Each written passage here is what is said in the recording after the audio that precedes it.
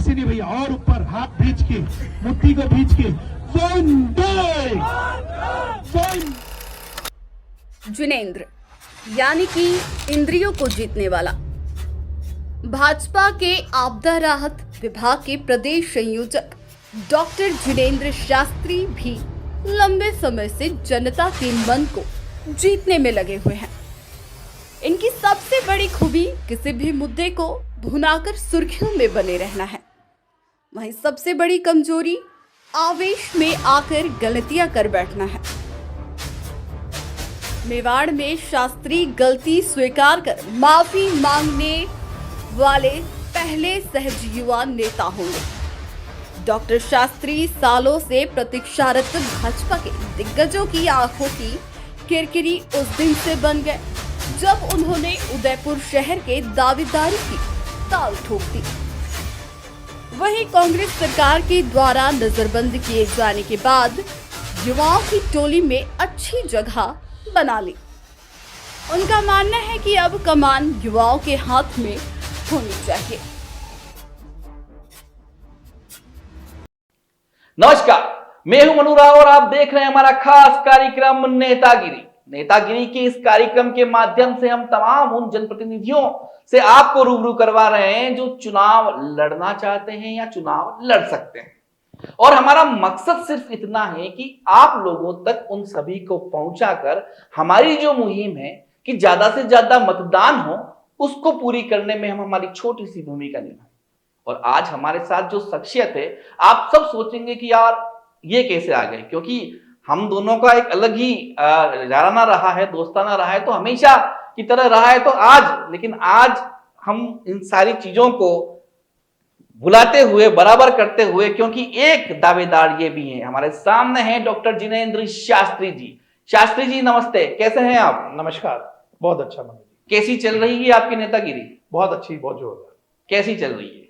देखिए मनु जी, नेतागिरी शब्द तो मैं क्या कहूँ, लेकिन हाँ, जनसंपर्क आम जनता से बहुत अच्छा चल रहा है और जो जनता की समस्या है वो हम विधिवत कर रहे हैं, तो सेवा काम बहुत अच्छा चल रहा है। पिछले कुछ सालों में आपको भारतीय जनता पार्टी ने बहुत बड़ा पद दिया। उसकी शुरुआत आपदा से होती है, लेकिन अगर बात करें तो शहर के दिग्गज भाजपा कार्यकर्ताओं के लिए आप आपदा बने हुए हैं। बिल्कुल सही कहा आपने, मैं आपदा बना हुआ हूँ कांग्रेस के लिए, और कांग्रेस के जो दिग्गज, मैं भाजपा की बात कर रहा हूँ।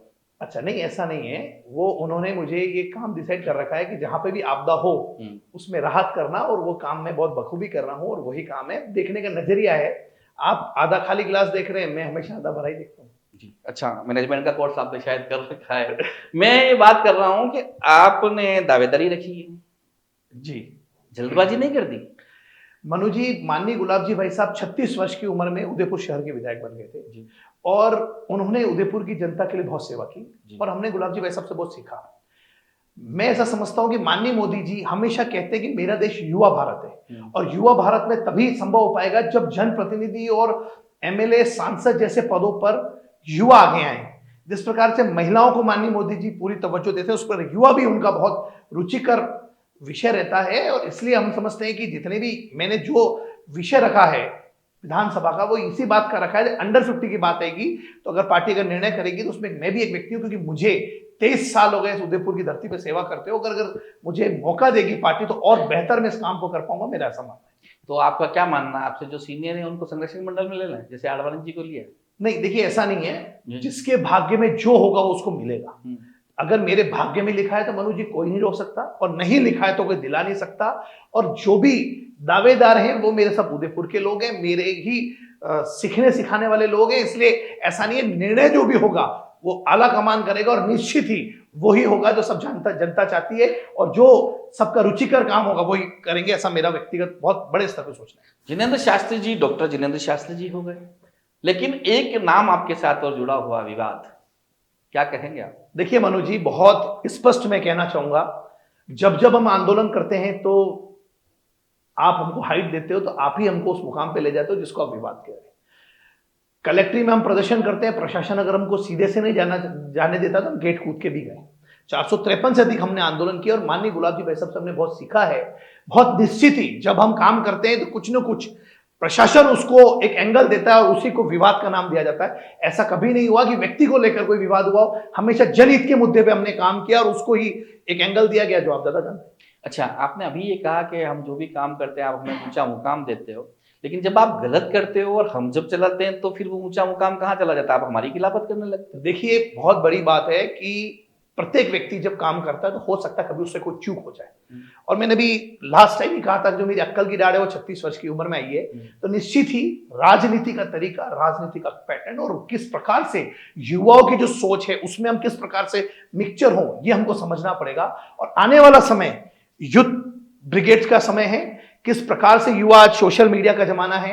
पहले मनु जी ऐसा कभी नहीं होता था कि कोई भी कोई काम कर लेता तो नेताओं को जनता आड़े हाथों लेती, लेकिन अगर आप कुछ भी गलत करते तो जनता उसके खिलाफ खड़ी हो जाती है। हमको ये समझना पड़ेगा। गुलाब जी भाई साहब एक बहुत अच्छी बात बोलते हैं कि हम दो आंख से देख रहे लेकिन हजारों आंखें आपको देखती है। इसका मतलब हमको बहुत व्यवस्थित नीतिगत काम करना चाहिए और वही हमने सीखा और उसी की ओर हम बढ़ते। भाई साहब के जाने के बाद क्या भाजपा एक है शहर में? 100% एक है और पूर्णतया से एक है, एक नहीं एका है। आपस में तो लड़ाई होती काफी जी, आपस में तो काफी लड़ाइयाँ होती है और जो खुल के दिखती भी हैं। आपकी और अर्चना जी की दिखी अभी खाली, बताइए। देखिए, मैं आपको एक बहुत अच्छा उदाहरण समझाना चाहूंगा। आप सिटी पैलेस गए होंगे, वहां पे एक हाथियों को, इधर हाथियों को लड़ाते हैं और इधर हाथियों को लड़ाते हैं। क्या है वो विषय? वो विषय ऐसा है कि जो नया हाथी होता था उसको पुराने हाथियों से लड़ा के और उसको ट्रेंड किया जाता था। जिसको आप लड़ाई कह रहे हैं वो ट्रेनिंग है, और वो ट्रेनिंग भारतीय जनता पार्टी में मिलती है। ये लड़ाई नहीं है। उसको किस प्रकार से बोलना, किस प्रकार से विषय रखना, कैसे कांग्रेसों को कि ईंट से ईंट बजाना, ये सिखाया जाता है। और वो आप लोग, अर्चना जी कांग्रेस बीजेपी की एक दिग्गज नेत्री हैं, हाँ, चुनाव लड़ी हैं, जीती हुई हैं, हाँ, तो उनका ये मानना कि यार पार्षद का चुनाव नहीं लड़ा, विधायक की दावेदारी कर रहे हो, और यही बात उन्होंने बोली, इससे आपने नाखुश हो गए और विवाद हुआ। नहीं, मेरी कोई एक लाइन अगर मैंने बोली हो तो आप मुझे बता दें। पहली बात, कोई किसी का सर्टिफिकेट देने के लिए अधिकृत नहीं इस भारतीय जनता पार्टी में। प्रत्येक व्यक्ति को अपना हक रखने का अधिकार है। वे ज्यादा इसका अच्छा जवाब दे पाएंगी। और मैं ये समझता हूं, कहीं भारतीय जनता पार्टी के संविधान में नहीं लिखा है कि विधानसभा का चुनाव लड़ने वाला व्यक्ति पार्षद होना चाहिए। मैं संगठन का प्रभारी रहा, कई लोग रहे भी नहीं होंगे। मैंने इस छोटी सी उम्र में अगर मुझे पार्टी ने दिया है तो मैं पार्टी को सैल्यूट करता हूं कि मेरे जैसे एक छोटे से बच्चे को तैयार करके आज कांग्रेस के सामने खड़ा किया। ये कोई काम कर सकता है तो भारतीय जनता पार्टी के माननीय गुलाब जी भाई साहब, प्रदेश अध्यक्ष सतीश जी पूनिया और शीर्ष नेतृत्व कर सकता है। आप देखिए, माननीय गुलाब जी भाई साहब भी कभी पार्षद नहीं रहे। ऐसे कई नेता हैं, माननीय राजेंद्र सिंह जी राठौड़ हो जाए, वसुंधरा जी सिंधिया हो जाए, जो कभी पार्षद रहे नहीं। ये पैमाना नहीं है कि विधानसभा में अगर आपको दावेदारी करनी है उसके पहले कोई पार्षद रहना चाहिए। हाँ, ये पैमाना जरूर है कि वो एक अच्छा और सूझबूझ का कार्यकर्ता होना चाहिए। और मैं समझता हूं कि बहुत अच्छे से लंबे समय से मैं राजनीति को समझ रहा हूं, जनता की समस्याओं का निराकरण कर रहा हूं। मुझे लगता है अगर संगठन ने मौका दिया, अगर मुझे सिंबल दिया, तो निश्चित ही उदयपुर की काया पलट करने में और जनता के सुख दर्द में 24/7 ये जिन्नू भैया खड़े होंगे। युवा मोर्चा में हमेशा अध्यक्ष और महामंत्री के बीच काफी सारे विवाद रहते हैं और आज तक होते हैं, क्या कहेंगे आप? ऐसा नहीं है। क्या होता है, विचार, हमारा मनभेद हो सकता है, मतभेद नहीं होना चाहिए। बहुत बार होता है कि किसी निर्णय से महामंत्री नाखुश होता है, महामंत्री के निर्णय से अध्यक्ष नाखुश होता है, ये चलता रहता है। लेकिन हम ये समझते हैं हम 105 है, 100 और 5 हैं, लेकिन जब सामने कांग्रेस होगी तो हम 105 हैं। और वही रीति नीति, और ये अब आपकी बात देख लीजिएगा इस चुनाव में 2023 में। हॉस्पिटल की पार्किंग को लेके जो मसला था उसमें आपने दलाली की ऑफर दी, क्या कहेंगे आप? देखिए मनु जी, ये बहुत मैं आपको धन्यवाद करना चाहता हूं। आपने इस विषय को उठाया और शायद आपने ही इसको बहुत पुरजोर तरीके से उठाया था। देखिए, एक मन में भावना थी कि हॉस्पिटल में जनता का काम हो, जनता को सुरक्षा मिले, रोज गाड़ियां चोरी। इसका टेंडर निकला, इस पे मेरे जो मित्र मंडली उन्होंने लिया और उन्होंने कहा जिन्हें कि आप भी इसमें सहयोगी बने। हमने वो प्रयास किया कि उसको बहुत अच्छा किया जाए, व्यवस्थित किया जाए। क्योंकि होता क्या है कि पीछे से आदमी आता है और इस रोड से निकल जाता है, ये कोई राह नहीं थी। जो प्रदूषण मरीज को झेलना नहीं होता है वो झेलना पड़ता है, क्योंकि वो उस रास्ते से आके इधर चेटा के रास्ते से निकल जाता है। दूसरा, व्यवस्थित करने के लिए कभी कोई आनाकानी नहीं होनी चाहिए, लेकिन हो सकता है और जनता के भाग्य में जो हुआ हो। मैं कह रहा हूं दलाली किसी को देने की बात कही, वो रिकॉर्डिंग सामने ही, उसके बारे में क्या कहेंगे? व्यवस्था सही है, व्यवस्था। देखिए, मैं एक बात कहना चाहता हूं, एक लाइन कहना चाहता हूं, किस प्रकार से अक्षर मात्रा का खेल होता है। मैंने कहा रोको, कौमा मत जाने दो। आपने कौमे को उठाया, और उसको लिख दिया रोको मत कॉमा जाने दो। अर्थ का अनर्थ बात का निकल सकता है, हम किस परिप्रेक्ष्य में कह रहे हैं, उसको किस परिप्रेक्ष्य में प्रस्तुत किया जा रहा है, ये एक अलग अलग चीजें। और उसमें मैं ये समझता हूं कि जनता की, आप भी देख लीजिए पार्किंग की क्या स्थिति है, रोज गाड़ियां चोरी हो रही है। और मैं सुमन सर का बहुत आभारी हूं, उन्होंने फ्री पार्किंग की, लेकिन उनको इसमें एक कदम और आगे बढ़ के इसको व्यवस्थित किसी एजेंसी को देना चाहिए जो इसमें काम करना चाहता है और जनता की को व्यवस्थित तरीके से, क्योंकि रोज पार्किंग में गाड़ियां चोरी होती है। एक व्यक्ति जो 5 रुपए की बात करता है, उसकी अगर 40 से 50 हजार की गाड़ी चोरी हो जाए, वो कहां से लाएगा? ये आदिवासी अंचल है, यहाँ पर एक साइकिल चोरी होता है और मेरा आदिवासी भाई खरीद नहीं सकता है, उसकी गाड़ी चोरी हो जाए तो वो कैसे करेगा? उसकी किस्त भरता है, वो रोज मजदूरी पे जाता है उस गाड़ी में, अब वो कैसे जाएगा? क्योंकि जो सुविधा उसको वाहन लेने से होती है वो दुविधा में आ जाता है, अब मेरा क्या होगा? इसलिए मैं ऐसा मानता हूं कि पब्लिक हित में काम किया, ठीक है, जनता के भाग्य में जो होना था हो गया, और जो तोड़ मोड़ को जिसको प्रस्तुत करना था किया। लगातार भाजपा ने 6 बोर्ड बनाए हैं उदयपुर नगर निगम में। एक तरह से कह सकते हैं कि भाजपा का गढ़ उदयपुर शहर है या उदयपुर ग्रामीण का कुछ हिस्सा है। क्या मानते हैं, कौन सा बोर्ड सबसे अच्छा रहा? सभी बोर्ड बहुत अच्छे थे, कहीं किसी की तुलना नहीं हो सकती है। मनु जी, भारतीय क्रिकेट टीम की डॉक्टर जितेंद्र शास्त्री उदयपुर शहर में हुए कामों से संतुष्ट हैं क्या? पूर्णतया से संतुष्ट हूं। इसका कारण है मनु जी, अपने शरीर में ऐसा कौन सा ऑर्गन है जिसके लिए आप कहेंगे कि अच्छा काम नहीं कर रहा है? आंख आंख का काम कर रही है, कान कान के काम कर रहे हैं, नाक नाक का काम कर रही है। पर्यटन सिटी है सर, स्मार्ट सिटी भी आ गई है, पर्यटन सिटी है, रात का बाजार नहीं है यहाँ पर, कुछ इतना अंदरूनी शहर इतना खराब हो चुका है, सारी चीजें हैं। अगर आप यूं कहेंगे कि अच्छा हो गया तो मैं तो नहीं मानता हूं अच्छा हुआ। मनु जी देखिए, ये बात आपकी बहुत हद तक ठीक है कि कुछ हमको काम और करने, तभी तो हम बार बार बोल रहे हैं कि भाई 7वां बोर्ड भी हम बनाएं और उस काम को करें। मनु जी ये बात ठीक है कि जो काम अभी हुए स्मार्ट सिटी के तहत, उसमें उदयपुर की अंदरूनी क्षेत्र के हमारी जनता को बहुत समस्या आई। मैं भारतीय जनता पार्टी के कार्यकर्ता होने के नाते, क्योंकि ये भारतीय जनता पार्टी का बोर्ड हम सभी कार्यकर्ताओं का, मैं हाथ जोड़ से आपसे क्षमा मांगता हूं इस बात के लिए कि आपको दुविधा होगी, लेकिन जब हम काम करेंगे तो कुछ ना कुछ असुविधा तो होगी। जब रोड खुदेगी, उसी के अंदर पाइपलाइन जाएगी, अभी तो गैस पाइपलाइन हर घरों के अंदर जाएगी, वाटर हार्वेस्टिंग का प्लांट जाएगा, सोलर ऊर्जा का प्लांट सरकार ने बनाया स्मार्ट सिटी के तहत, तो मेरे मित्र कुछ ना कुछ तो समस्या जनता को झेलनी पड़ेगी। और मैं बहुत दिल से इसके लिए शहरी सरकार नहीं, इसके लिए शहरी सरकार को कुछ अलग से व्यवस्थाएं करनी थी, क्योंकि पूरा जब इलाका बंद है, गली की गली बंद है, तो उनके लिए शहरी सरकार पूछते हैं स्मार्ट सिटी के हाथ में हम क्या करें, पार्षद को पूछते हैं स्मार्ट सिटी, तो फिर तुम्हें बनाया है क्यों भाई? बात बिल्कुल ठीक है। अब की बार ऐसा कोई भी काम होगा स्मार्ट सिटी के तहत जो शहरी रोड के अंदर है, उसको प्रयास करेंगे हम कि जनता को इसकी असुविधा ना हो, और प्रयास करें कि इसका कोई तोड़ निकाला जाए। अब की बार कोई भी रोड नहीं बनेगी, इसमें प्रयास करना चाहिए। भाई साहब के महामहिम बनने के बाद कांग्रेस बहुत खुश हो गई कि 20 साल का सूखा इस बार तो हरा हो ही जाएगा, क्या कहेंगे? कांग्रेस का तो धंधा है खुश होने का, वो पहले खुश होती है फिर दुखी होती है, और आप देखिएगा 2023 में फिर दुखी होगी। अशोक गहलोत की सरकार ने इस राजस्थान को कर्जे में लाद दिया। आप स्वयं 67,000 के कर्जे में है। जो बच्चा पैदा नहीं हुआ पेट में है, अगर वो बाहर आएगा तो 67,000 रुपए के कर्जे से बाहर आएगा। मैं बहुत निश्चित कहता हूं वो खुश इस बात के हो रहे हैं कि खूब रेवड़ियां बटी, उस रेवड़ियों में उनको भी लाभ मिला, लेकिन जनता को जो दुख देखने मिलेगा ना, वो आप समय से देखिएगा किस प्रकार जनता को ये दर्द जो होगा ना, वो सालों साल गहलोत सरकार को खुशी।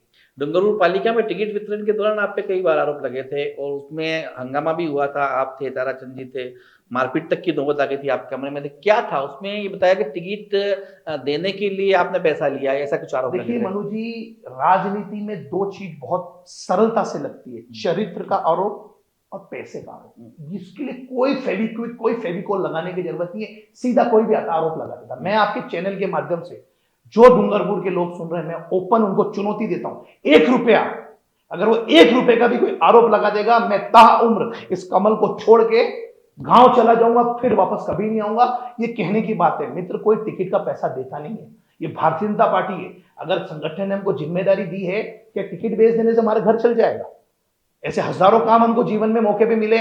भाई साहब ने अपने चुनाव के अंदर हमको एक राशि दी कि भाई ये खर्च करना, उसका बचा के हमने हिसाब दिया है, क्या कोई पैसा दे देगा? लेकिन जो असंतुष्ट लोग थे, जिनको टिकट नहीं मिला, उन्होंने एक आरोप लगा दिया, क्या वो ताराचंद जी को पैसा देंगे? क्या कीमत डिसाइड करते हैं? कोई एक जना बोलता ना पार्षद की था मुझे दिया, पार्षदों ने आरोप नहीं लगाया, जो पार्षदों के दावेदार थे उन्होंने नहीं लगाया, कुछ ऐसे मंचलों ने आरोप लगा दिए जो उनके समर्थक थे। उसका निर्णय होता ना, अगर हम दोषी होती तो संगठन मुझे प्रदेश संयोजक नहीं बनाता मनोज जी। मुझे संगठन ने प्रमोट करके और आगे भेजा, और जो बीटीपी के लिए हमको भेजा था उस बीटीपी को हमने संगठन को मजबूत किया है वहां। तो इसका मतलब ये नहीं होता है कि मैं कह दूं आप चोर हो। ये तो चोर कहने का काम कुछ लोगों का है, मैनिपुलेट करते हैं। 1 रुपया मैं आपके चैनल के माध्यम से आज यहां ऐलान कर रहा हूं, 1 रुपया अगर डूंगरपुर का कोई भी बच्चा भी कह देगा प्रूफ के साथ, मैं हमेशा के लिए सिंबल को छोड़ दूंगा। ये मेरी आपके सामने शपथ है जी। भारतीय जनता पार्टी बाहरी के नाम से काफी इस बार के बाहरी आएगा कोई तो वो नहीं करने देंगे, और कांग्रेस भी बाहरी का विरोध कर रही है। अगर यूं देखें तो आप भी तो ग्रामीण इलाके, मतलब थोड़ा सा बाहरी है, आप क्या कहें? थोड़ा भारी और कम भारी ऐसा नहीं हो सकता है। मतलब आपने तोल दिया हमको, वजन कर दिया कि आप थोड़ा भारी हो। ग्रामीण में है ना, उदयपुर ग्रामीण में रहते हैं। मैं बहुत खुश नसीब हूं कि मैं भारी हूं। आपने भारी कहा ना? बाहरी कहा मैंने। बाहरी कहा, अच्छा बाहरी कहा। देखिए मनु जी, मैं उदयपुर शहर का वोटर हूं। आज भी मेरा नाम उदयपुर शहर में, मेरा शहर में भी घर है, ऐसा नहीं है। और एक व्यक्ति के 2 स्थान पे भी घर हो सकते हैं। इसका मतलब ऐसा नहीं कि उसने शहर से अगर पलायन, मेरी दुकान शहर के अंदर है, मेरा कार्य क्षेत्र शहर के अंदर है, मैं लोग रोज प्रतिदिन शहरी क्षेत्र के लोगों से मिलता हूं। ठीक है, एक टांग हमने बाहर रखी है तो संगठन को मजबूत करने की रखी है। इसका मतलब ऐसा नहीं होता है मैं कोई बाहरी हो गया। और ये मेरे लिए सौभाग्य की बात है कि पूरे उदयपुर शहर हमारा है, पूरा प्रदेश मेरा है, पूरा राजस्थान मेरा है। चलिए, आप कह रहे हैं आप शहरी हैं, तो जैसे बात करें डूंगरपुर की, तो आपने कहा कि दावा किया कि आपने डूंगरपुर जिता लाया। गुजरात प्रभारी रहे आपने, जहां भी रहे आप वहां जिता लाए। आप अपने शहरी इलाके में जहाँ रहते हैं वहां आपका पार्षद हार जाता है। मनु जी, ये बात बिल्कुल ठीक है, और कहीं कहीं हम इसको जिम्मेदारी लेनी चाहिए और हमको हमारे जीवन में कमी को स्वीकार करना चाहिए। हुआ ऐसा था कि हम लोग सब, चूंकि ताराचंद जी को टिकट मिला तो मेरी ड्यूटी वहां लगा दी गई। ताराचंद जी ने गुलाब जी भाई साहब को ये कहा, भाई हमको जिनेंद्र दो, क्योंकि संगठन ने उनके लिए को डिसाइड कर रखा था। तो मैं वहां लगा क्योंकि वो मेरा गृह क्षेत्र का वार्ड था। हम इतने आज भी अचंभित थे कि पार्टी वहां से चुनाव कैसे हार गई। आज हमारे पास में कोई जवाब नहीं है। कहीं ना कहीं कुछ तो घटना घटी है, कुछ तो छल हुआ है, कुछ तो हुआ है। पार्टी ने इसका जांच की है, लेकिन आपने भविष्य में मैंने नहीं, क्या चलता, पूरी भारतीय जनता पार्टी ने मंथन किया और जिसको निर्णय करना था, जिनको करना था निर्णय, वो कर चुके। जी, क्या विजन है आपके? शहर बहुत सुंदर शहर है, अंतर्राष्ट्रीय मानचित्र पर मेरा उदयपुर है, और मुझे बहुत गर्व होता है जब कोई कहता है कि आप उदयपुर से हैं, तो बहुत सीना चौड़ा हो जाता है। आयड़ के लिए मेरा सोचना है कि आयड़ को एकदम व्यवस्थित नहीं, सुव्यवस्थित किया जाना चाहिए। मेरा सोचना है गुलाब बाग की तरह एक दूसरा बाग होना चाहिए, जिसके लिए आप रोज संघर्ष करते हैं, उसको व्यवस्थित करने की बात करते हैं। मेरा ऐसा मानना है 24/7 जो पानी आ रहा है उसको दुरुपयोग न होकर उसमें आवश्यकता के अनुसार व्यय हो, लेकिन साथ ही वाटर हार्वेस्टिंग हर घर में लगे। मेरा ऐसा सोचना है कि उदयपुर के अंदर सबसे बड़ा मुद्दा कुछ है, वो पर्यटन है। मनु जी, मैं इस उदयपुर का बच्चा हूं, मेरे को यहाँ इस धरती ने यहाँ पाला पोसा बड़ा किया, मुझे इस मुकाम तक दिया। इस धरती का मैं मेहमान हूं, इस मेवाड़ी का मैं मेहमान हूं। लेकिन मेरा सोचता है कहीं ना कहीं नाइट बाजार की हमको जरूरत है। रात्रि में भोजन नहीं मिलता है बाहर से आने वालों को, और इसके दोषी मैं मानता हूं कि मैं भी हूं। मैं किसी को दोषारोपण नहीं कहूंगा, मैं कहूंगा मैं स्वयं हूं। मैं रोडवेज बस स्टैंड का व्यापार संघ संरक्षक भी हूं। मैंने प्रयास किया कि वहां पे हो, लेकिन प्रशासन कहीं ना कहीं दबाव में आता था नेताओं के। और अगर हमारी सरकार आई तो मैं निश्चित ही आपके चैनल के माध्यम से कह रहे हैं, चाहे ईश्वर मुझे मौका दे या नहीं दे, जो भी करेगा, लेकिन हम नाइट बाजार के लिए एक मुहिम चलाएंगे। और निश्चित ही एक बाहर से आने वाले बच्चे को, दूध मुहे बच्चे को दूध नहीं मिल सकता हो, तो हम काय का मेवाड़ अतिथि भव के लोग हैं। कहीं ना कहीं कमी हमारी है। मैं तो स्वयं अपनी इस कमी को समझता हूं और पूरी जिम्मेदारी भी लेता हूं कि आज हम जब जन आंदोलन करते हैं तो कहां कमी रह गई, इसको ठीक करेंगे। और मनु जी, मार्बल मेरे इस उदयपुर की पहचान पूरे विश्व में है। व्हाइट मार्बल, ग्रीन मार्बल या ग्रेनाइट हो, इसको और सुदृढ़ किस प्रकार से किया जाए और कैसे व्यवस्थित किया जाए, टैक्स से कैसे बाहर लाकर इसको और कैसे आम जनता तक पहुंचाया जाए। और सबसे बड़ी बात इस उदयपुर शहर की वो है, जो यूडीए हो गया है उसमें जो 164 से 150 से अधिक गांव आ रहे हैं, उनको शहर के साथ जोड़ा गया है, उसका विकास कैसे हो। क्योंकि एक गांव में रहने वाले युवाओं को भी इस बात का अधिकार है कि वो स्वच्छ जल, सुंदर गांव बने और स्वच्छ वायु वो ले सके, इसका अधिकार उसका भी है। इसमें हम सब मिलकर काम करेंगे और मेरा सोचना है कि उसको होना चाहिए। और सुरक्षा की दृष्टि से मेरा शहर जितना व्यवस्थित होगा, चेन स्केचिंग भी नहीं होगी, तभी ये शहर में पर्यटन का बढ़ावा होगा, क्योंकि एक दाग हमारे ऊपर लग चुका है कन्यालाल हत्याकांड का। मेरा ऐसा मानना है, अगर ईश्वर ने मौका दिया तो निश्चित ही पहली मीटिंग में इस बात को किया जाएगा कि उदयपुर में एक चेन स्केचिंग भी नहीं हो, ऐसा प्रशासन के साथ मिलकर बात की जाए। और हमारी अगर सरकार जिस प्रकार से आज रुझान देखने मिल रहे हैं, सरकार हमारी बनेगी तो निश्चित ही इस पर हम लोग सब मिलकर काम करेंगे, क्योंकि स्वच्छ और सुंदर तो हमारा नारा है, लेकिन सुरक्षित भी नारा होना चाहिए। रोडवेज बहुत सुंदर हो, रेलवे सुंदर हो ही चुका है, यहाँ पे क्यों ना बड़ी और जो डिमांड है ट्रेन की वो हो। उदयपुर से अहमदाबाद जोड़ी जाए, बहुत सारी ट्रेनें जो मुंबई से, उसको भी जोड़ा जाए, ब्रॉडगेज का और उपयोग किया जाए। लेकिन मेरा मानना है उदयपुर में बहुत काम करने के स्कोप है। सुखाड़े सर्कल का फव्वारा, वो फव्वारे का शहर सुखाड़े सर्कल के कारण माना जाता है, वैसा फव्वारा मैंने पूरे देश में नहीं देखा, मैं पूरा देश घुमा हूं। इस फव्वारे को, शहर को पुनः फव्वारे का शहर स्थापित किया जाए, इसमें हम सब मिलकर काम करेंगे तो ये काम मेरे को ऐसा लगता हो जाएगा।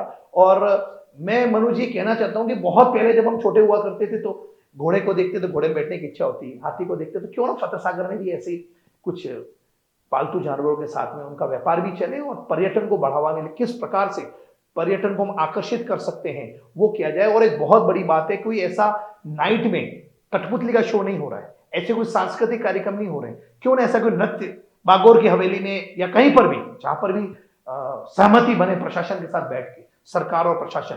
क्योंकि गहलोत सरकार ने एक ही बात किया, रेवड़ी बांटना, उसने पर्यटन के लिए कोई धेड़े का काम नहीं किया। और मैं आपके चैनल के माध्यम से कह रहा हूं, उदयपुर शहर झीलों का शहर कहा जाता है, लेकिन आपको शायद एक बात पता है, नहीं पता है, बहुत बड़े स्तर पे जो पानी एक्स्ट्रा था उसको उदय सागर के माध्यम से किसी को लाभान्वित करने की कोशिश की जा रही है। देखिए, मेरा ऐसा कहना था कि उदय सागर में बहुत बड़े स्तर पे पानी को डाइवर्ट किया जा रहा है, तो निश्चित ही सरकार को इस पर संज्ञान लेते हुए इसको रोका जाना चाहिए। और हाल ही में एक डिबेट हुई थी, वहां मेरे को एक कोई व्यक्ति मिला था, उसने मुझे इसकी पूरी ग्राफिक बना के दी, किस प्रकार से षड्यंत्र किया जा रहा है।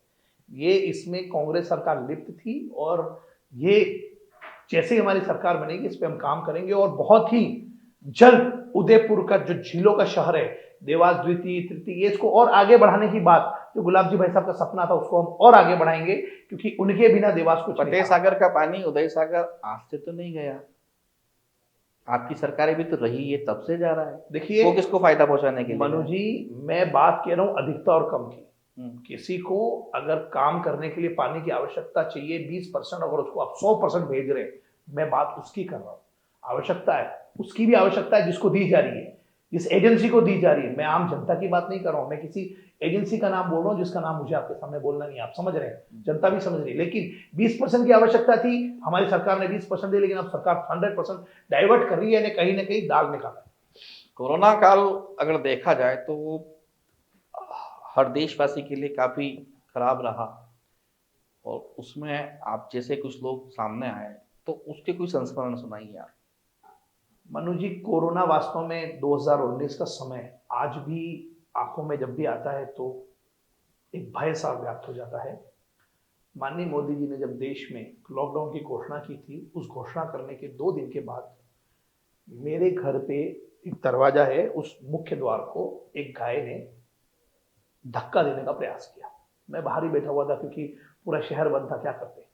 लेकिन मैं देखता हूँ वो गाय बार बार आती है और उसको करती है, तो उसका मतलब मुझे लगा उसको भूख तो नहीं लग रही है। मैं अंदर गया, उसको जो भी रोटी आती थी दी, तो पता चला उसको जितनी रोटी थी उसे सब खाई, यानी वो भूखी थी। तो मेरे मन में ये ख्याल आया कि एक गाय की ये स्थिति, तो शहर के अंदर हजारों गाय हैं, उसका क्या हो रहा होगा। तो हजारों कुत्ते हैं, उनका भी क्या हो रहा होगा। ऐसे मोर हैं, उनका क्या हो रहा होगा। प्रकृति ने उनको खाने का दिया है, लेकिन कुछ चीजें बाहरी तत्व भी उनको दिया जाता है उनके विटामिन को कवर करने के लिए। मछलियां हैं, वहां आटा लोग देते थे, पुण्य करते थे, उनका क्या हो रहा होगा। बंदरों का क्या हो रहा होगा। तो हमने एक मुहिम चलाई 19 गाड़ियों के साथ में, और करीब करीब हमारे 80 की टीम थी, और हमने पूरे क्षेत्र में एक साथ रवाना करते, चारा लेते, पक्षियों के लिए दाना लेते, गाय को लाभान्वित करते, और ये सेवा का जो काम हमने किया, मैं कहता हूं कि कहीं ना कहीं आपदा में अवसर क्या होता है ये हमने देखा, और उस आपदा में अवसर निकाल के हमने बहुत सेवा की। और आपने भी कई बार इसको कवरेज किया, मैं आपका भी बहुत बहुत आभारी हूं कि आपने भी उसका कवरेज किया। कई युवा ऐसे थे जो घरों में बैठते, उसको हमने फील्ड में लगाया। हमने पुलिस वालों को छाछ देते, हम लोगों को 250-300 टिफिन देते, जरूरतमंदों को। हमने अहमदाबाद रोड से जो संख्या देखी, भीड़ देखी, हमारी रूह कांप जाती थी। छोटे छोटे बच्चे 3-3 साल के पैदल चल के आ रहे हैं। हम पूछते हैं कि अम्मा कहां से आ रही हो। बोलते मैं अहमदाबाद से आ रही हूँ, कितने दिनों में आ रहे हैं? हम 5-5, 6-6 दिनों में। जब ये सुनते ना तो हमारी रूह कांप जाती है। हमने तो वो भी दृश्य देखा है, ईश्वर ऐसा दिन हमको कभी नहीं दिखाया। लेकिन ये मेवाड़ है, इस मेवाड़ ने जब जब संकट आया है पूरा शहर खड़ा हो गया, चाहे चैनल वाले हो चाहे आम जनता हो, सब खड़ी होके जिसको जैसा मौका मिला उसने वैसा सेवा की। इसलिए मैं कहना चाह रहा हूं आपदा में अवसर जनता ने निकाला और पूरी उदयपुर की जनता, मेवाड़ की जनता इसके लिए आभारी है। जितेंद्र जी, गाड़ी में अभी भी चप्पल रखते हैं? बिल्कुल मैं रखता हूं, आप अभी भी देख सकते हैं। और अभी भी चप्पल के साथ में कुछ कपड़े भी रखता हूं, क्योंकि मैं क्षेत्रों में कई बार जब प्रचार के लिए कभी भी जाते हैं जनता से मिलने के लिए, या कभी भी फील्ड में जाते हैं तो मैं देखता हूँ छोटे छोटे बच्चे हैं, उनके कपड़े फट रहे हैं। तो हमने अभी मैंने कपड़े रखने चालू किए विगत 1-1.5 साल से, और ये मेरे निजी खर्चे से मैं करता हूँ। इसलिए मैं कहता हूँ मनु जी आप निश्चिंत रहें, ये बात आप कभी भी करें, मैं राजनीति में मेवा खाने नहीं है, वो सेवा करने आया हूँ और वो ईश्वर देख रहा है। एक बहुत बड़ा एक्सीडेंट मेरा हुआ था किशनगढ़ में, एक भैंस मरी हुई थी, मेरे ड्राइवर को दिखी नहीं और उसने गाड़ी चढ़ा दी, 9 फीट ऊपर गाड़ी उछली। मुझे उस दिन समझ में आया सेवा का फल क्या होता है। और ईश्वर के मैं बार बार इस बात को कहता हूं आप लोगों के माध्यम से कि हम नेकी कर दरिया में मत डाल, नेकी कर ऊपर के खाते में जोड़। उस दिन एक बाल बाका नहीं हुआ, उस दिन से मेरी ये दृढ़ता हो गई कि मैं जितना मेरे हाथ से बनेगा उतनी मैं सेवा करूंगा, जब तक मेरे कतरा कतरा है वो सेवा में लगेगा। और यही मेरा मोटो भी है और यही मेरा सोचना है। वैसे देखा जाए तो भारतीय जनता पार्टी में जैन समाज का बाहुल्य है, जैन समाज जीतता आया है आज तक लगातार, ब्राह्मण भी ज्यादा है। तो जिनेंद्र शास्त्री हैं या जिनेंद्र जैन शास्त्री हैं? मैं भारतीय हूं। तो नाम के आगे जिनेंद्र शास्त्री? मेरे नाम के आगे लगता है डॉक्टर जिनेंद्र भारती। कब से? जब से आपने पूछना चालू किया तब से। वैसे शास्त्री लगाने के पीछे क्योंकि तो आपको उपाधि मिली, मेरी डिग्री है शास्त्री की और उसको लोग धर्म से जोड़ते हैं। मैं पहले जन व्यक्ति हूं, फिर मैं मेरे कास्ट का व्यक्ति हूं। मैं इसको बिल्कुल भी तवज्जो नहीं देता हूं। मैं पहले भारतीय हूं, पहले मैं संस्कारवान एक व्यक्ति हूं, फिर मैं मेरे समाज का व्यक्ति हूं। इसलिए मेरा मानना है जो मोदी जी कहते हैं कि पहले मैं इंडियन हूं, दूसरे में भी मैं इंडियन हूं, मैं थर्ड में भी इंडियन हूं। इन दिनों हर उम्मीदवार के सपने आ रहे हैं दिमाग में कि मेरा प्रत्याशी बन गया, मेरे को टिकट मिल गया। ऐसा होता है। 25 को चुनाव है, 6 को नामांकन करने, इस बीच कभी भी नाम आया, खुदा ना खास्ता आपका आ गया जैसा आप कह रहे हैं, तो आपको सपनों में ये लगता है क्या मेरे सामने ये आ गया इसको तो पटकने दे दूंगा मैं, या मेरे सामने ये आना चाहिए? देखिए क्या लगता है आपको कांग्रेस की सूची कैसी होनी चाहिए? देखिए कांग्रेस में तो जो भी आएगा वो पटकनी खाएगा, क्योंकि हमने जनता के बीच में काम किया है। और दूसरी बात मनोज जी, सपने देखने में कोताही नहीं बरतनी चाहिए, जम के सपने देखने चाहिए। जो मार्केटिंग करने वाले स्पीकर होते हैं वो कहते हैं कि सपने देखेगा वही उसको पूरा करेगा। आपने अगर अपने मन में कल्पना नहीं बनाई है तो आप जीवन में कुछ भी नहीं कर पाओगे। तो और क्या क्या सपने देखे जिनेंद्र जी ने? मैंने तो जनता की सेवा करनी है और पूरी ताकत के साथ करनी है, यही सपना देखता हूँ। मुझे तो सपने इसके अलावा आते ही नहीं। मुझे तो रात को सपने में भी कुछ लोगों के एक्सीडेंट दिखते हैं और मैं फील्ड में राजनीति की बात करता हूँ। ये तो आपको समाज सेवा की बात होगी, राजनीति में क्या सपने? राजनीति अब उसी की चलेगी जो समाज नीति से जुड़ा हुआ होगा। अब राजनीति के साथ में मनु जी धर्म नीति जोड़नी पड़ेगी। राजनीति में धर्म नीति होगी तो वो सक्सेस है, धर्म नीति में जिसने भी राजनीति की वो क्या होगा वो ईश्वर को पता है। इसलिए मेरा मानना है सपने देखने चाहिए, बहुत देखने चाहिए। एक छोटे से छोटे कार्यकर्ता से लेकर बड़े से बड़े कार्यकर्ता को दावा रखने का अधिकार है और इसमें किसी प्रकार की प्रतिबंधता नहीं है। आकांक्षी होने में किसको दिक्कत नहीं होनी चाहिए। जिनेंद्र जी, जिस कुर्सी पे आप बैठे हैं, इस कुर्सी पे हमने नवाचार किया है कि जो भी यहाँ पे आया जनप्रतिनिधि, उसका हमने इंटरव्यू लिया, वो उम्मीदवार बना, प्रत्याशी बना, और जो सबसे ज्यादा वोटों से जीतेगा उसको हम ये कुर्सी गिफ्ट करेंगे। तो क्या आप दावा करते हैं कि आप सबसे ज्यादा वोटों से जीते अगर आपको मिलेगा? क्योंकि ये कुर्सी तो उसी को जानी है जो सबसे ज्यादा वोटों जीतेगा। देखिए मैं एक व्यापारी हूँ और व्यापारी हमेशा एक ही बात सोचता है कि उसका लाभ बढ़ाना चाहिए, वो कभी भी घाटे में काम नहीं करता है। यानी इसका मतलब मैं व्यापार की बात नहीं कर रहा हूं, मैं बात ये कर रहा हूं कि हम जब राजनीति करते हैं तो ये बात वोटों को हम पूरी ताकत के साथ भारतीय जनता पार्टी के कमल पर डलाएंगे और कमल से हमको विजयश्री मिलेगी और निश्चित ये कुर्सी पहुंचेगी और आप देखिएगा भारतीय जनता पार्टी के खाते में ही कुर्सी जाएगी। ये कुर्सी हमारी हो चुकी है। हाल ही में विश्वराज सिंह जी ने भाजपा ज्वाइन की है, उनके लिए माना जा रहा है उदयपुर शहर, चित्तौड़ या नाथद्वारा, अगर उदयपुर शहर से उनको टिकट मिल जाता है तो क्या कहेंगे? भारतीय जनता पार्टी केंद्रीय नेतृत्व ने जो भी निर्णय किया है वो हमारे सर माथे है। मैं किसी भी व्यक्तित्व के लिए कहने के लिए यहाँ नहीं बैठा हूँ। जो भी कमल का चिन्ह लाएगा, सिंबल लाएगा, मैं हमेशा मनु जी इस बात को कहता हूँ, मुझे पता नहीं, कोई भी कहता है ना टिकट, तो मुझे बड़ा अटपटा सा लगता है, क्योंकि मुझे व्यक्तिगत, मैं निजी राय दे रहा हूँ, मुझे टिकट शब्द कम जमता है। क्यों? क्योंकि टिकट हमेशा विक्रय होता है, बस का, ट्रेन का, कार का, जो भी है। टिकट शब्द इसके लिए अप्रोप्रिएट नहीं, इसके लिए अप्रोप्रिएट शब्द होना चाहिए सिंबल। अब वो क्यों चल पड़ा, अगर ईश्वर ने कभी मौका दिया, अगर किसी मुकाम पहुंचा, तो इसको हम धीरे धीरे ठीक करेंगे, इसकी भी स्वच्छता करेंगे। लेकिन ये सिंबल जिसको भी भारतीय जनता पार्टी शीर्ष नेतृत्व, प्रदेश नेतृत्व दिया, उसके हम साथ खड़े हैं। ज्वाइनिंग हुई है, स्वागत करते हैं। बाकी जो भी शीर्ष नेतृत्व करेगा उसका हम सभी लोग, मैं तो मानता हूं मैं ही नहीं, मेरे साथ के जो भी अन्य 10 प्रत्याशी और भी हैं, वो भी स्वागत करेंगे, क्योंकि सभी मैच्योर लोग। पर ये तो कार्यकर्ताओं के साथ कुठारा गाते ना, 20 साल तक तो लगातार भाई साहब रहे, उसके बाद मौका मिला और फिर कोई नहीं आ गया। देखिए, तो फिर क्या लगातार जाजबी ही तोपते रहेंगे सभी लोग? देखिए, केंद्रीय नेतृत्व ने क्या डिसाइड किया ये किसी को पता नहीं है। आखिर कहां से क्या निर्णय होगा ये अभी कहना जल्दबाजी है। इसका जो भी निर्णय होगा वो माननीय अमित भाई शाह और माननीय मोदी जी ने कुछ ना कुछ निर्णय किया होगा। और हमारा अभी अब की बार एक ही लक्ष्य, सरकार बनाना और इस व्यभिचारी कांग्रेस सरकार को उदयपुर राजस्थान से बाहर फेंकना। कांग्रेस में बाहरी का विरोध हो रहा है, भाजपा से कोई बाहरी आएगा तो आप समर्थन करेंगे? भारतीय जनता पार्टी बाहरी और अंदरूनी नहीं चलती है। मैंने एक नारा पढ़ा, आपनो उदयपुर। भाई दादा थानों का नहीं खाता मैं उदयपुर भी क्यों? कोई प्रत्याशी है जो कांग्रेस का है, वो लिखता है तो हमको ऐसा लगता है कि ये व्यक्ति हमको चुनौती कर रहा है।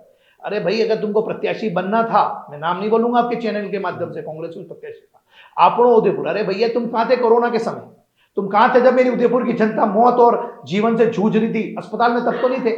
मेरा उदयपुर कोई चारागाह नहीं है जो आप बाहर के व्यक्ति आके और आपनो करने लग जाओ। मेवाड़ियां, उस समय भी मनु जी, मेवाड़ की गद्दी खाली रहती थी जब अकबर का राज था और अंग्रेजों के राज में हमें पराधीनता स्वीकार नहीं की है। मेवाड़ है, किसी के दिमाग में आपनो लिखवाऊं या मेवाड़ी लिखवाऊं, हम जगह के मानो काम भी जाएगा नहीं। समझ गया, ये बात आप अपनी पार्टी के लिए भी कह रहे हैं? मैं ये कहना चाह रहा हूं, भारतीय जनता पार्टी, देखिए, जो भी व्यक्ति बाहर का कांग्रेस का है उसके लिए हम इसलिए कहना, मैं भाजपा की बात कर रहा हूँ। बाहर से अगर भाजपा का आया, समर्थन करेंगे या नहीं? आपनो ही वेगा। हाँ, जो कमल का फूल लाएगा वो आपनो वेगा। अच्छा, मतलब आपका आया तो आपनो, बाहर से कांग्रेस से आ रहा वो अपना नहीं, कांग्रेस के लिए। मैं तो कहना चाहता हूँ, ये किसके लिए कहना चाह रहे हो? कौन बाहर से आ रहा है आप बताएं मुझे नाम। कोई भी आ जाए, कौन? मान लो बहुत सारे, सुनील जी बंसल का नाम लिया जा रहा है, अश्विनी जी वैष्णव का नाम लिया जा रहा है, के गुप्ता जी थोड़े से दूर के, उनका नाम लिया जा रहा है। अगर इनमें से कोई आता है तो दिल्ली जो भी निर्णय करेगी ना, वो उदयपुर के हक में करेगी, क्योंकि सरकार यदि बनती है, क्योंकि उदयपुर की सीट की बात नहीं है मनु जी, ये बात है आसपास की सीटों को प्रभावित करने वाली। जब सरकार बनी है, बिना मेवाड़ के नहीं बनी है। मेवाड़ कमजोर, सरकार आउट। मेवाड़ पावरफुल, सरकार इन। यानी ये जो सरकार बनती है वो मेवाड़ से बनती है। और मैं समझता हूं, मैं तो बहुत उसमें अदना हूं, जो भी दिल्ली नेतृत्व निर्णय करेगा निश्चित ही वो 28 सीटों को टारगेट करके करेगा। क्योंकि अभी हमारा एक ही काम है, ये जो व्यभिचारी सरकार है, बच्चों को न्याय नहीं मिल रहा है, पेपर लीक के नंबर 1 है, पेट्रोल की कीमतों में नंबर 1 है, इसको इस बार बाहर करना है और रेवड़ियों को इस बार खत्म करना है। अच्छा, अंतिम सवाल, अपने चयनकर्ताओं को, उदयपुर की जनता को क्या मैसेज देना चाहते हैं? मैं आपके माध्यम से ये कहना चाहता हूं कि उदयपुर में ऐसा नेता का चयन होना चाहिए, ऐसा व्यक्तित्व होना चाहिए जो गुलाब जी के सपनों को पूरा करे। वह 24/7 लीडर होना चाहिए। ऐसा व्यक्तित्व होना चाहिए जो जनता के बीच से सीधा उस प्रतिनिधि के पास पहुंच जाए। मैं कैसा हूं विषय ये नहीं है, लीडर कैसा होना चाहिए, जो मैं सोचता हूं। अगर मैं पब्लिक के बीच का व्यक्ति हूं तो मैं जो कल्पना करता हूं कि किस प्रकार का होना चाहिए, अभिमानी नहीं होना चाहिए, स्वाभिमानी होना चाहिए, इजी अप्रोच वाला होना चाहिए। आज हमको आज कोई पोस्ट मिल जाती है और अगर आप इजी अप्रोच से मिल नहीं पाते तो ऐसा नेता होना क्या है? ये जनता है। आपको अगर वो राजा बनाना जानती है तो आपको रंग बनाना भी जानती है। इसलिए 24/7 मेरा मनु जी ये रिकॉर्ड है। आप मेरे मोबाइल में मिस कॉल मुझे बता दे तो आप कह दे वो करो, मैं 99% से अधिक बार कॉल बैक करता हूं यदि मैं फोन नहीं उठा सकता हूं। तो मैंने सोचना है जो लीडर है, जो भी हो, XYZ, मुझे नहीं पता किसके भाग्य में ये लिखा है, लेकिन हम हमारा प्रयास कर रहे हैं, हम उस दायरे में हैं। तो आपको जनता के साथ संवाद निरंतर बनाए रखना चाहिए। आप अधिकारी के व्यक्ति नहीं बने, आप जनता के व्यक्ति बने। हमेशा जनता के साथ खड़े रहे, क्योंकि जनता ने आपको चुना है, अधिकारियों ने नहीं चुना है। आप अधिकारियों की पैरवी नहीं करें, आप पैरवी हमेशा जनता की करें। हो सकता है पब्लिक से कभी गलती हो जाए, इसका मतलब ऐसा नहीं कि आप अधिकारी की तरफ से उनको दबाने की कोशिश करें। ऐसा व्यक्ति इस उदयपुर की धरती में नहीं होना चाहिए। और मेरा यही मानना है, जो अपना ऑफिस पूरे समय 24/7 चलाए, जिसका संवाद प्रेस से हो, जनता के साथ हो, अधिकारियों के साथ हो, जो काम कराने की क्षमता रखता हो। मैं कई बार देखता हूं, हमने टोकीजो तक के लिए आंदोलन किए, वहां जनगण मन राष्ट्रगान नहीं चलता था, हमने आंदोलन किए, वहां चलने लगे। हमने कई बार स्कूलों में, कॉन्वेंट स्कूल में होली पर्व के दिन, रंगोत्सव के दूसरे दिन परीक्षा होती थी, मैंने रुकवाई, और एक बार नहीं 6 बार रुकवाई, और आप इसके खुद साक्षी हैं, आपने मेरा इसमें सहयोग किया। लीडर होना चाहिए सहज, सजग और सबके बीच का होना चाहिए। बाकी जिसके भाग्य में जो होगा वो भाग्य खोल के किसी ने नहीं देखा है। जिसको ईश्वर का चयन करेगा, जिसके झोली में जो देगा, हम उसको प्रसाद समझ के ग्रहण करेंगे। तो ये थे डॉक्टर जिनेंद्र जी शास्त्री, जिन्होंने पूरी बेबाकी से हमारे हर सवाल का जवाब दिया। हमारा मकसद सिर्फ इतना है कि आप मतदान जरूर करें। नमस्कार, धन्यवाद।